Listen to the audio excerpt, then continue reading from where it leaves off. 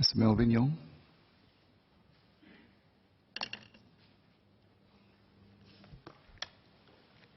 Mr. Speaker, I stand in support of the motion. In her address, Madam President spoke about the need to develop a vibrant economy with more opportunities for our workers. Singapore is right in the middle of her next big economic transition. All 23 industry transformation maps have been launched, laying a roadmap to chart the transformation of each industry. Much efforts have gone into developing the ITMs, which form an important part of the government's strategy to address each industry's changing needs. But what do these ITMs mean for our workers? Mr. Speaker, as part of my work with the unions, I visit workplaces every week. Many workers tell me they want to be part of the transformation, but are asking how would they be impacted? What can they do? Many are concerned with their job security. Thus, the key imperative now is for the government to work with its tripartite partners to articulate the roadmaps in a manner that is compelling to our workers. As Minister Ng Chee Meng put it earlier before me, we need to make the 23 ITMs real for all our workers. It is no surprise that many are concerned with the security of their job, as the future is filled with inevitable disruptions to the status quo. For instance, drivers face disruption from autonomous vehicles, and workers in a manufacturing plant face disruption from ever-increasing automation. My interaction with workers reveals three common fears. First, workers fear losing their jobs today. Process automation and mechanization have made many manual jobs redundant, and many worry that their jobs would be next to go. Second, some fear losing their jobs in the near future as digitization and new technologies continue to disrupt traditional industries. And third, even as our workers grapple with the uncertainty of their own future, they fear that their children would not be able to get a good job in the new economy. While the ITMs lay a roadmap for the jobs of the future, they do not touch on the jobs that are at risk right now of becoming obsolete. Companies are aware that they need to transform their business operations. They are aware that they need to send their workers for training and reskilling. But while both employers and workers know that they need to go for training, they are asking two questions. Firstly, train what? And secondly, train for what? These are key questions that we need to answer as we move to operationalize the ITMs cluster by cluster, sector by sector, company by company, worker by worker. We need to distill each ITM and articulate what it means to the individual worker. We need every worker to understand where the future lies for him or her. At the same time, we need to excite the next generation of workers. But it is not all doom and gloom on the ground. In my visits, I've seen many success stories of workers who have not been afraid of new technologies and automation. Rather, they work with the new machines enthusiastically and take charge of transforming their own jobs before they are made redundant. Madam Wong Mui Sin is one good example. Mui Sin started as a machine operator in 1980 with electrical equipment provider Yokogawa. She performs repetitive tasks along with many others in a production line, back then in the 1980s. Throughout her career, Mui Sin continued to upskill herself, going for training, first to become a store assistant and attending IT courses supported by her supervisors. Today, Mui Sin is a production planner, managing several vital computer systems to ensure manufacturing schedules in Singapore and Batam are in order. Her work impacts hundreds of production operators, vendors, and customers. Mr. Yap Kok Keong is another good example of how one can continue to keep pace with technological advancements through continuous learning. Kok Keong joined Panasonic Appliances Refrigeration Devices Singapore in 1987 as a technician. Throughout his career, Kok Yong attended many training courses to upgrade himself, both in technical skills as well as management know-how. Today, Kok Yong is a factory manager and supervises 120 workers on the production floor.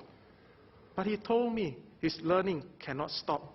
Just last month, Kok Yong attended a SkillsFuture course on computer-aided design and additive manufacturing to better prepare himself for the Industry 4.0 transformation.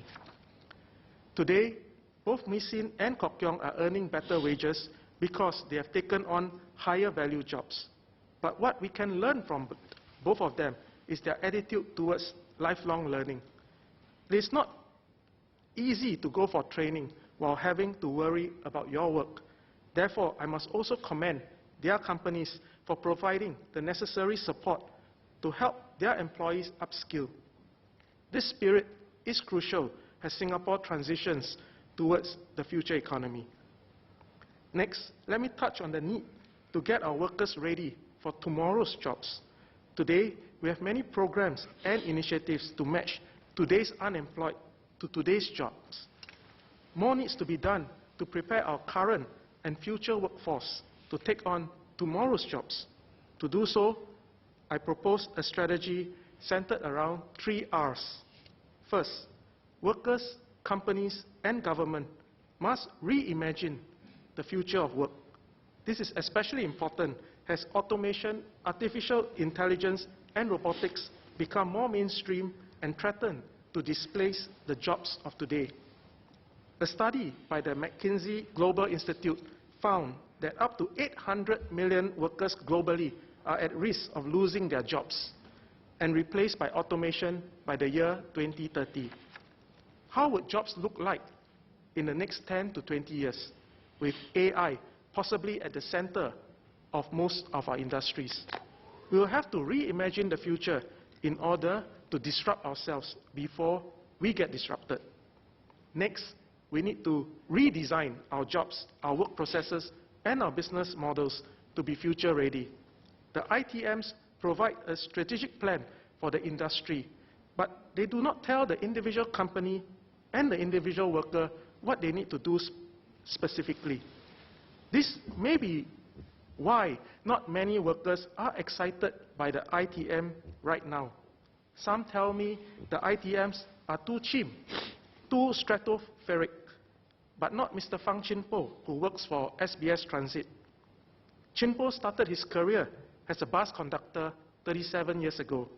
When the bus company adopted the one-man operation bus service in the 1980s, his job disappeared, but he went for training and he became a bus captain. Today, Chin-po is a chief bus captain. As the General Secretary of the National Transport Workers Union, Chin-po was involved in the development of the Land Transport ITM.